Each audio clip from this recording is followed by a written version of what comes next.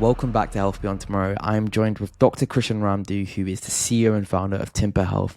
So some of you guys might know Tympa because they recently closed a $23 million Series A fundraising round, which was led by Octopus Ventures.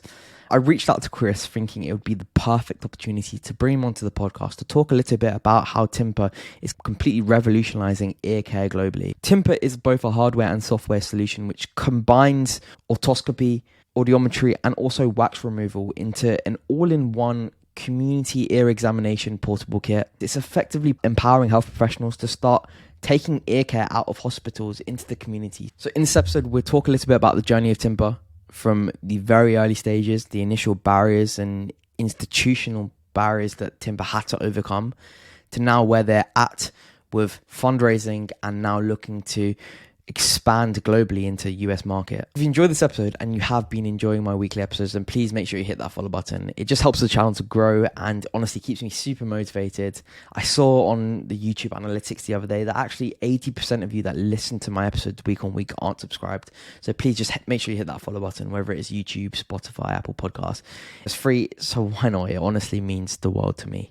I was shocked to read that the World Health Organization estimates unaddressed hearing loss actually costs the global economy around 980 billion annually, with over 500 million people affected by hearing loss worldwide. So I begin this episode by specifically asking Krish to take me back to the beginning, the moment where he first realized this global immense problem and how he felt to address it with Tympa. Without further ado, let's get into it, and I hope you enjoy. Hearing loss in itself it's such a huge public health issue. As you mentioned, 500 million people in the world with disabling hearing loss. And I think if we take it back to the beginning of when I realized it was such an issue was, as you know, I was an ENT surgeon, ear, nose and throat surgeon, used to work with your dad as well. And I think in that work there, you start to see the number of patients that you are seeing coming in with hearing loss and unaddressed hearing loss and finding it difficult to access care. And when you culminate that all together and you then look at it from a local level to then think, okay, let's look on a kind of global scale, you see how big the issue is. And access to care is just a challenge across the globe for something like ear and hearing health. It's been an evolving kind of problem which I've addressed, but when you dive into it deeper, multiple factors that are associated with hearing loss. The single biggest modifiable risk factor for prevention of dementia. You're 3 times more likely to have a fall, and it's intrinsically linked to social isolation. So as a problem, it's a huge problem, but also it has multiple other issues that are associated with it as well. I think I'm uniquely placed to understand a little bit more about Tympa. As you said, you mentioned you used to work with my dad. So take me back to the start when you guys have initially identified this as a huge problem, and tell me how the formation of Tympa span out and how it's got to where it is today. Yeah, so I think from the early days, very early in my kind of medical career, so I was in practice for about 12 and a half, 13 years. And as I was progressing in my early days, I was seeing patients. I had a patient who came into a geriatric ward who was admitted for an infection, but actually subsequently after being treated for the infection, me being a budding ENT surgeon, she was still confused, disengaged with the ward. Being an F2, I was the closest people to the family, and they said that had been a problem for the last six months or so. So I decided to look in her ears. There was wax. And then I wheeled her down to the department and got her a hearing test. And lo and behold, she had age-related hearing loss. Fitted her with a hearing aid and followed up. And it made a huge impact on her life. And as I subsequently went through my journey as training to be an ENT surgeon, you had to jump through many hoops, but it was fortuitous for me that I ended up, as I moved to London in my higher surgical training, working for your dad. And not making you blush here, but he also shared some of that same vision of where could you look at that solution and problem of ear and hearing health, looking at it more from a global scale. Within that, kind of been given the opportunity to work as alongside being a ENT surgeon, but have some kind of research time to be able to think outside the box. And from there, that kind of then evolved as me looking at that as a problem. And what was fortunate is being able to get some real world feedback from specialists in the space to say, actually, yeah, I think what we are working on here has a huge potential to impact the lives of many not just in the local community, but actually across the world. And I'm interested because you mentioned on the Big Picture Medicine podcast about the transition from initially in the early stages going for grant funding and then transitioning into actually looking for angel investment. And the reason was because of some IP disagreements with the NHS. And though I was a little young at the time, I remember my dad telling me all this was going on at the time. And obviously I was in my teens, a little bit uninterested. But so it's ironic now that I'm here asking you that question. So tell me a little bit about those problems that happened and about the NHS wanting a significant portion of the company and how you navigated those institutional politics. Institutional politics is always a challenge. And I think even now, we want to be that exemplar of how can you actually innovate within the system, but also help get scale, because sometimes there's a lot of ideas which just falter. And me and your dad, we collaborated and worked on the grant together, him being the kind of principal investigator. And it was a real challenge. Like we had a huge opportunity to get a grant to help take this project forward. And what ended up happening, and that wasn't a small amount of money, you're talking about 850K. And what ends up happening is you're in a system which maybe isn't necessarily used to thinking, how can you take that money and evolve it? And we're okay with that. That's saying you work in the NHS, you work in your hospital, they should have a stake in this enterprise. But to start at the scale where you say we want all of it, it's never going to motivate or look at the people actually doing the work to actually get them to keep motivated, not from a financial sense, but actually you want some ownership for the work that you're doing. And so we flipped on its head. We realized that wasn't a way to take it forward. I was able to speak to a network of people and bring forward a family office, which is a group of high net worth individuals, very much like the Dragon's Den, pitched them the idea of where we were, where we wanted to get to, and essentially get the first amount of investment, which was more than the grant. And sometimes what you need in the situation is almost another heavyweight to an organization saying, look, this is what we're investing in. These are the terms that we're going to invest on. And that, I think, changed the mindset. And it was extremely hard. Like, I wouldn't underestimate how we ended up having to do that. But to allow us to spin out, and we were always of the mindset that the NHS should benefit from it. So what's a fantastic story is that the Tympa Health, the NHS are a stakeholder in the company, and it's an NHS spin-out, which is almost the way things should be.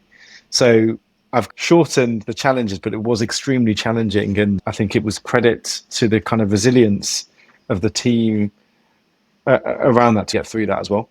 And setting that example where you aren't giving into all the demands the NHS is asking for, but you know what, you are saying we will give you a shareholding, which we believe is fair. Setting that example going forward, how do you think that's affected in general clinical entrepreneurs now going forward? I think it should be seen as a great example because it's difficult in itself to set up a company and make it successful. It's even more difficult to sometimes spin it out of big institutions and continue to have that drive to make it successful as well. And I think, I was one of the first 10 in the country appointed to that clinical entrepreneur program. I think that's grown tremendously. And with that, you have mentors at different stages of your journey. And so you get mentorship from there as well. And looking at it now, 6 years down from that time, it should be seen as now as Tympa grows and continues to grow, and who knows where the end goal necessarily will be. But the fact that the hospital and the NHS will benefit from that can only be seen as a positive thing. Yeah, it's fantastic. I was interested to see Professor Andrew Bastoris, who is the founder of the portable eye examination kit, which is Peak Vision, which is being used in Africa, which has some similarities to Tympa. However, was set up as a charity and was crowdfunded. And this kit is effectively an eye equivalent of you could argue and so, but they developed a charitable model. So do you think if Tympa adopted the same charitable model, it would have alleviated some of these political challenges? And why or why not did Tympa not consider this path?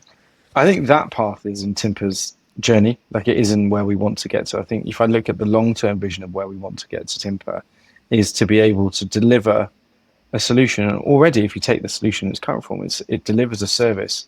If you took it into those low-income resource countries, it delivers them a service that they never would have thought they would have had access to, bringing specialists closer to them.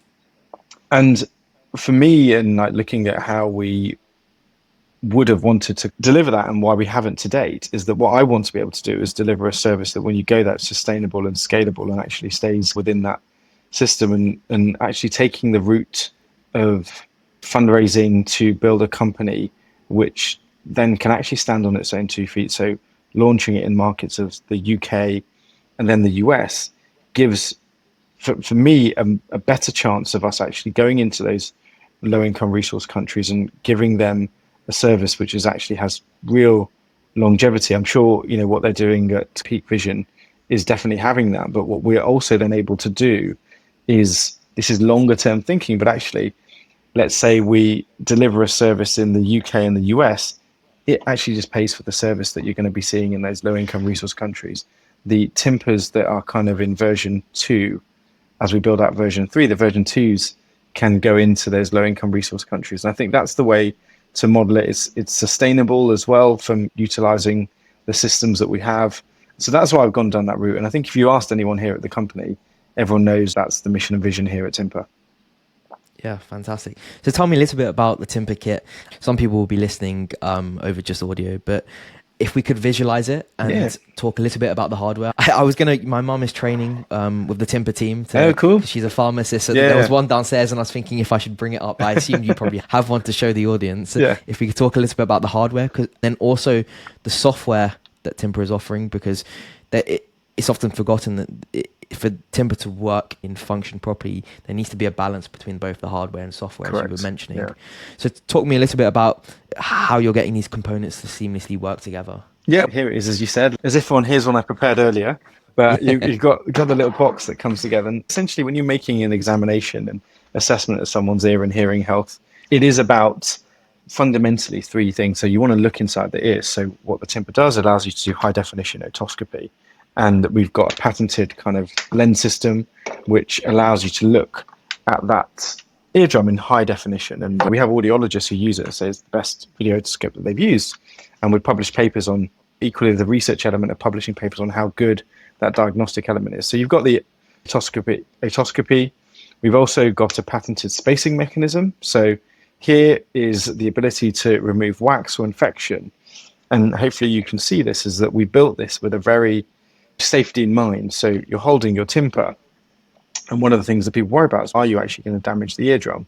But you can see here we've built it so that actually I'm pushing quite hard. You actually cannot get down to the tympanic membrane and perforate, because it actually physically stops you from doing that. The second part is most patients present with saying, I think I've got a hearing issue. So it comes with a set of headphones, which then allows you to do a accurate hearing assessment, so 4 frequencies, and all of that then is pulled together into a digital record, which then is where the software comes together, which then allows you to link in with any specialist in any location. And so we have this system where if the end user, and we train up, we've got an extremely robust training program. It would be interesting to get your mum's feedback on it, but we have excellent feedback. If you look at our Google reviews of what we do, is it's not in medicine, is not see one, do one, teach one. Is actually they have to come on a process. So they have webinars, they have a learning management system to go through. They then come from in-person training day, and then we come and watch them in their environment and sign them off. And the good thing is we actually have no qualms in saying, actually, we think you need some more support. And that has all stemmed from my surgical training of how you want to be trained in an appropriate way. So we have this process where if you've got a pharmacist, a healthcare assistant, a nurse who isn't sure what they're seeing, they can click a button. It comes to an internal team of audiologists. If they're not sure what they're seeing, they click another button, and it comes to an external team of ENTs who see the history, the image, the video, the audiogram, and with that information, without seeing the patient, can actually give an opinion and advice and guidance as to, yes, needs to go in, it's an infection, or actually you can fit a hearing aid. I think that's the secret sauce about where we have the software platform around it, which is how it all culminates together. Yeah. Tell me a little bit about the software then. How was it getting that perfect? Because obviously people are going to be using that software, and if the software isn't good, then they're going to think the whole product isn't good, despite it being an amazing hardware. Yeah, so I think it was doing them all in tandem. So you know that you want to upload this information. And what we've done with the software is built it all in-house. So you've got engineers who are very close to the hardware that are literally using it as well and practicing to understand how do you hold it, whether it just be focusing on the keyboard or the fake ears that we have here. And I think that was what allowed us to look at this platform, which holds a bit of prehistory.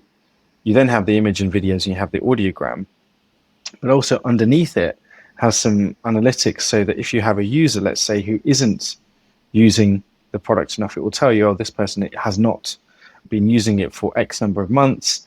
And that, again, with kind of surgical training, you have to see a certain number of cases to make sure you're safe to continue practicing. So I think that was something that was inbuilt. And the other part of it is that in the last 3 years, the solution's been used on more than 300,000 patients. We sit on the world's largest bank of ear and hearing healthcare images and videos, about 1.4 million records. And so with that, when you add into the software, is machine learning. So as we look to now is we already have an algorithm that will tell you, is that eardrum normal, abnormal, poor quality, or wax, let's say. And when you're putting that in the hands of the non-specialist, that's another filter that will tell you, question mark, we think you need to go and get a second opinion on this, which then allows it to be fully scalable as well. This might be a difficult question for you to answer. I was recently talking with Neil Daly, who's CEO of Skin Analytics, and we were talking about the database they have, dermatological database of high quality images. And I asked him the question of where does value in your company lie? Is it in the AI algorithms you created, or is it the actual data set? And so I'm going to ask you the same kind of question. So where would you say, going forward, looking towards a future where everyone is talking about AI and machine learning, does Tympa's value lie? Is it in this largest ear health database set that you're talking about, or is it in the hardware? I think it's twofold, actually, because actually if you look at the journey, and when you encompass like Tympa in its current form, it's actually hardware and software, and it delivers a service for that end user. And the real value was obviously the utilization of the system. There's no point having a system which your customers or clinicians aren't using. So the fact that we have about 30,000 patients a month using that system, we know that there's value created in that, because that means that, what do we build it for? Better access for care for patients. So we tick that box, showing that actually there's a real value chain there, that equally the end user that's having it is able to see their patients effectively. And let's say if it's in the private sector or in an American model, they're charging for that service. And in the NHS model, because they're being seen outside of hospital, it's a cost-saving exercise. So lots of value created there. The data at this stage we are as a company is very untapped, but actually where we can see tremendous value is, as we mentioned, about all the other issues that hearing loss is associated with. Is there a way that in the future I can say to you, actually, you've got normal hearing here at year 1, abnormal hearing at year 5. Could I have predicted something earlier to say, actually, you should be doing something earlier? And the WHO have also done a study saying by 2030, hearing loss is actually going to overtake diabetes and cataracts in the top 10 disease burdens. And that's not just because of the aging population. You and I are sitting here with AirPods, headphones. That's a constant kind of almost trauma to the ear canal. Is only 2.5 centimeters, and actually no one really knows whether the ear is actually built for that. And I think there's that also group of listening to loud music and going to concerts. That's yet to be seen as to what downstream issues that has as well. So I think the data point is, I think there's value creation definitely for us there. How we help support looking at those downstream issues, being involved in clinical trials, predictions of how we can look at things earlier, as well as a service. So hopefully we're creating value across the whole chain there. Yes, definitely exciting stuff. And you talk about prediction there, but obviously that will require more regular screening to be able to predict and have that data for a single person. So tell me a little bit about how you're getting people up and actually going to get their ears checked out. So we obviously provide the solution to providers who deliver ear and hearing healthcare services. I think already before we launched, pharmacy was not actually delivering the service. So we've created a brand new market where we've got more than 100 different community pharmacy chains across the country, from small, medium to large, which community pharmacy is seen as a hub kind of for patients to go and get services. So we support those customers in talking about ear and hearing health. And I think there will be a world in which we all naturally will go and get our eyes checked. You look at every year you go and do that. Why should you not be doing that with your hearing as well? And I think that comes with the kind of destigmatization of that. And I'd probably say we're doing a lot of work in the US, and they've just launched this new FDA ruling of over-the-counter hearing aids, which is for mild to moderate hearing loss. So you can have these things like AirPods or AirPod-like devices which actually support with your hearing. And there's already destigmatization. Like, you could walk down the street and someone have these AirPods in your ear, as an example, and you wouldn't know whether they have a hearing loss or not. And I think we are supporting in driving more people for access to care. And I think as we help in our mission of making it more accessible to patients, I think that will naturally mean that people start to think more about your ear and hearing health. I know, Ash, you're already thinking you want to go and get a quick Tympa assessment just to make sure your hearing is okay. You know what? I've seen those videos that you guys post on LinkedIn with someone sitting down at a conference getting their ears checked out, and then just like a fat clump of wax will be out of their ear. The wax part is very engaging. I was like, I might need that done. I get some waxy ears sometimes. But yeah, you talk a little bit about America there and going to the US, and big congratulations. You recently closed your Series A 23 million fundraise round that was led by Octopus Ventures. And so my question is to you, as you're preparing to dive into the US market and also to start opening up Tympa globally, what emotions do you feel currently, you as the CEO? It's excitement. I think the thing is, if you look at, as we started at the beginning, I think it's a real excitement of how we can go and deliver the solution over there. And I think you can have that excitement, but also it's a huge task. And so with that comes, you could say, a little bit of trepidation as to how you're going to navigate that. I think that trepidation goes away when you look at how you bring the right people along the journey with you, and you build a team around you that can help support in delivering kind of the mission and vision that you have. And I think it's a challenge from, if you could ask my wife, like, you've got the UK working hours, and then you have a bit of time with the children, then the US start calling in. So it's a fine balance between how you manage all of that, but it's very exciting, very exciting. Yeah, it's definitely very exciting stuff. And so tell me, how are you managing that? What kind of personal sacrifices have you been going through with obviously bringing Tympa firstly to life and now scaling it throughout the world? What would your wife say firstly? Give your wife's answer and then give your answer. I think so my wife's a doctor as well. And I think she, certainly as medics, you're not shy of hard work. So I think she knows that it's extremely challenging.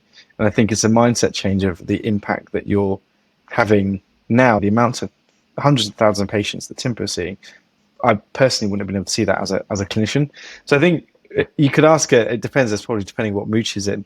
I guess it's more the fact of the balance, because I think in answer to how she's feeling, how I'm feeling, I think with anything in life, when you're starting up a company, and I think you've spoken to a lot of startup founders in your podcast, and probably as you've been going on this new journey, it's incredibly difficult. You have to learn, and one of the biggest things which I think is I've really taken about is balance. Really, it's like, how do you balance everything? Because you have to balance what you're doing on day to day from a working life.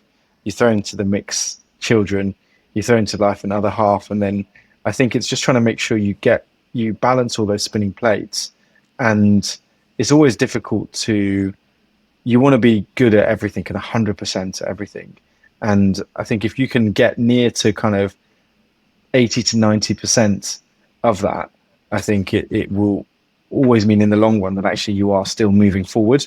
But personal sacrifice, I think it's just time, isn't it? There's never enough time in the day. And it's how do you manage all of that together, because you want to be there for everything. You want to be there for the exciting things that are happening in the company. You don't want to miss things with your children, and you need to have time for yourself as well. Yeah, I think I'm balancing it all right at the moment. As I said, I don't know what she would say, my wife, but as we're talking about her, but yeah, I think she'd say that there is balance that's there. Yeah. No, I was going to say when I last saw you was a couple years ago, but you haven't started to get any grey hairs. So Yeah, I'm it's still, yeah, I'm looking at the kid. Yeah, not yet. yeah.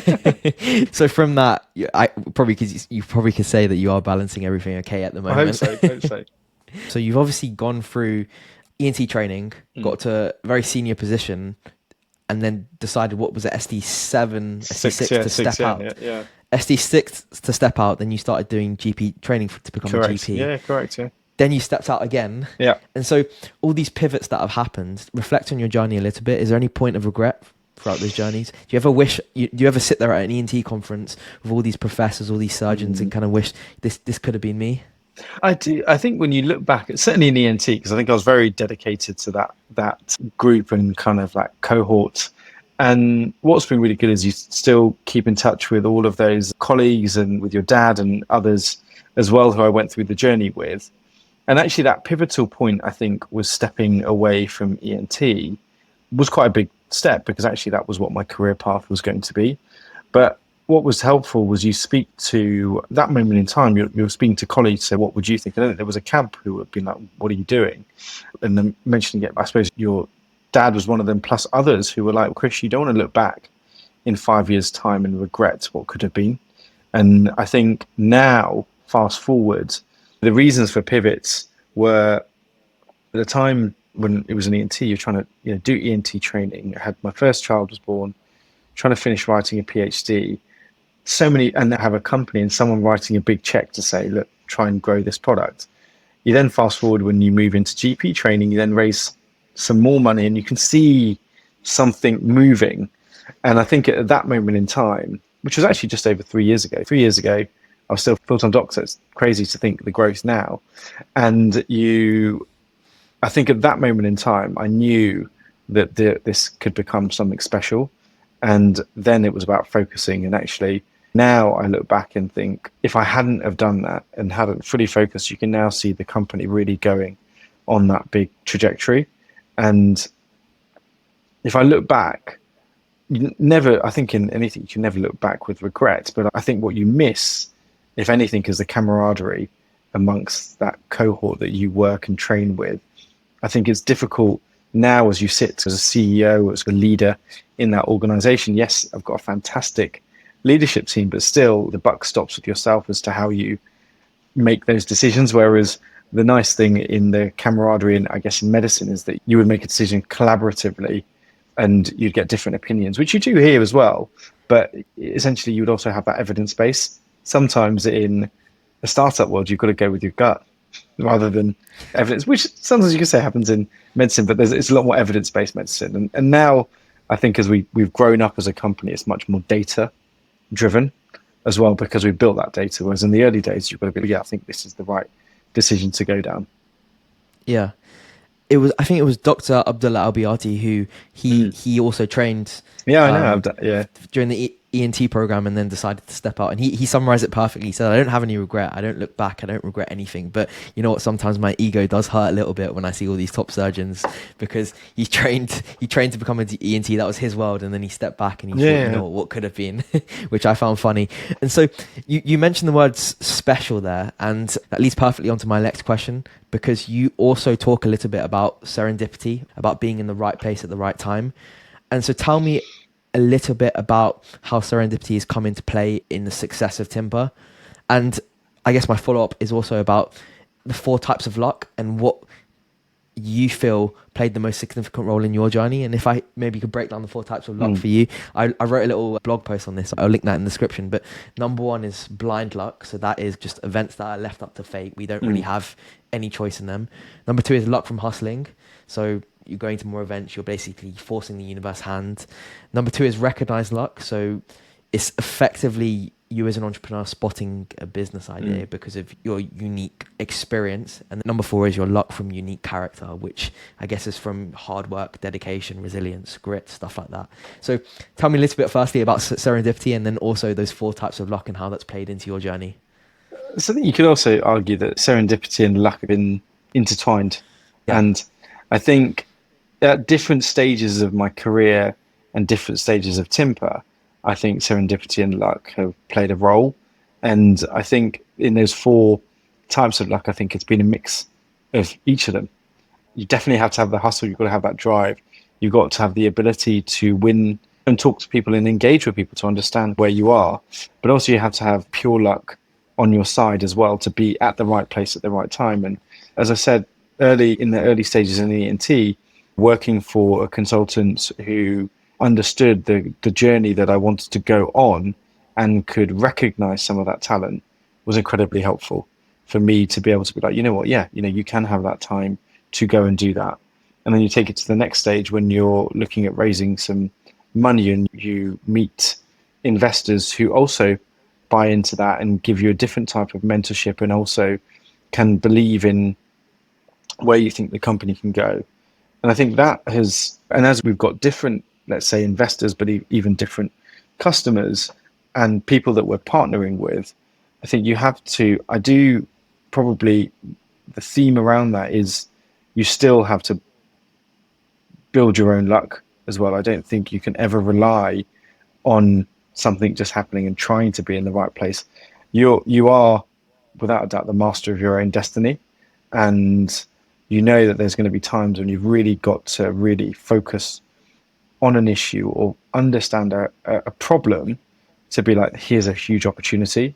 And then you've got to understand that in your own mind to then create your luck to be in the right place at the right time, to talk to someone about that opportunity and make them believe in that as well. So I don't know whether that fully answers your question, but I think it's a mix of everything. And you fundamentally, I think it does boil down to yourself. You have to be the one driving that for those factors, whichever form of luck that falls, you have to be the driver of that. In my opinion. It's interesting. Yeah, it's a great answer. It's interesting because as I'm on my journey, early stages of my journey, I've seen that obviously being at the right place at the right time is great, but it's actually capitalizing on those opportunities, making a good impression, and actually getting those opportunities in the first place is all about hustling, obviously going to networking events and attending events. But equally at the same time, a lot of what I've realized so far is it's about guidance and mentorship. And I've been in very fortunate positions early on in my career where I've been mentored by really great people in the space, really knowledgeable people. So tell me a little bit about how, along with this serendipitous luck we've just talked about, how mentorship and guidance has also played a role in Tympa's growth and success. Yeah, like I said, I think in the, like when I was talking about the previous thing, I think it's just different stages. You get different support and mentorship for the different stages that you're at. And I think it's always important to recognize where that support has come in and how it's been helpful. And one of the things now that I think is, if I look at today, I think that journey has happened and you have different mentors at different stages who support you at different stages of your career. And you'll find the same. You'll almost have where you're like, okay, I'm trying to figure out how to grow in this domain. Then you solve that. You're like, how do I grow in another domain? And I think if I take the journey here at Tympa, we're at this stage now. So what I always was trying to look at was also continue to have the mentors that you have, but actually look, how am I going to take Tympa or myself personally to the next stage? So it's almost looking at the person who is that one stage ahead of you, because almost saying, how did they get there? And if they can do that, then I can do it.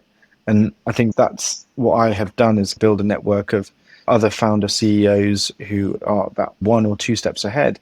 So what is apparent is that some of the challenges that we face, or the questions that I have, they have without a doubt in some form or another had a very similar one. So having someone who's taken that path before you is helpful.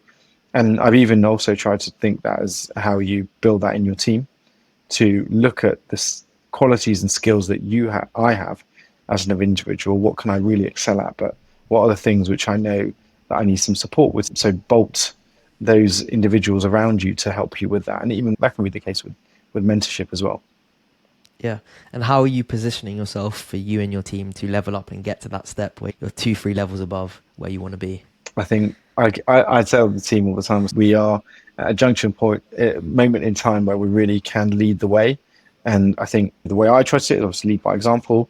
I have a really common theme here that everyone in the company has a voice. So even new members who come in, they should not feel scared about giving their opinion. And I think it's always hiring the best people you can afford to hire, and also people who will challenge you as well as the leader in the business. So Krishan, you've been doing it this way for so long. Have you thought about why? And as provided I can provide with a very clear answers to why, then I think people get it. But if I'm questioning, so well, yeah, why are we doing that? Then it only makes us level up as individuals and as a company as well. Yeah, great advice. And so where do you see ear care being in 10, 15 years? What is your ideal world? And that figure I said at the start, where 500 million people are affected by hearing loss, and you said it's linked to increased falls, social isolation, and it's the biggest modifiable risk factor for dementia. Where do you see in the next 10, 15 years that number slowly decreasing and it affects people less and less? I think fundamentally it's access. When you look at that 500 million people in the world, is that there's just limited access to specialists, limited access to get care. And I think that's where 5 to 10 years it's normalizing getting an ear and hearing assessment. These assessments we're doing with Tympa will tell you within 20 minutes where is your hearing okay, or actually there's something that needs to be checked, and gets you to the point of where you need to get to sooner.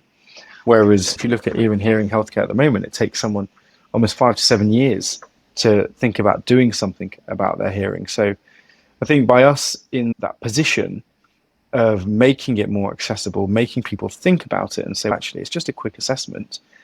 Whereas I think the stigma is, oh, if we get a hearing test, I'm definitely going to need hearing aids. People have that stigma attached to it. I think if we play a role, however big or small that role is, and making it more accessible and destigmatizing getting an ear and hearing health assessment, I think that'd be a great journey for us in the next 5 to 10 years. But I genuinely believe we will be part of that, but there will be others that will help us change the way ear and hearing healthcare is delivered in the next 5 to 10 years. And for us, it's about how we do that. We can't do that on our own. I think it's about partnerships to enable us to really scale. Yeah, fantastic. And as we close the podcast up, Krish, where do you see Tympa in the next 5 years? So now, obviously, with you having fundraised Series A, how is that money going to be allocated to get Tympa to that next stage that you're talking about? So I think the way that you want to, that's some good money that you've raised to enable us to, one, continue to execute here in the UK, continue to evolve and develop the product. We've actually only scratched the surface of what the product can do. And I think obviously a lot of that is also to scope out and step foot into the US. We want to get it right in the US. We're going to be very strategic, very focused on how we deliver that service in the US. And then following on from there is we look and grow and scale there, then looking at another market outside of that. And then the end goal will be, how do you go and deliver this service, as I said earlier, sustainably and scalably in those low income resource countries. And if we achieve all of that, I think I will be sitting back here thinking we've done a great thing. Yeah, I think your wife will be happy at that point, right, as well. She's on the journey. Krish, it's been amazing having you. Thank you so much for coming on the podcast. Thanks very much for having me, Ash. It's been a pleasure.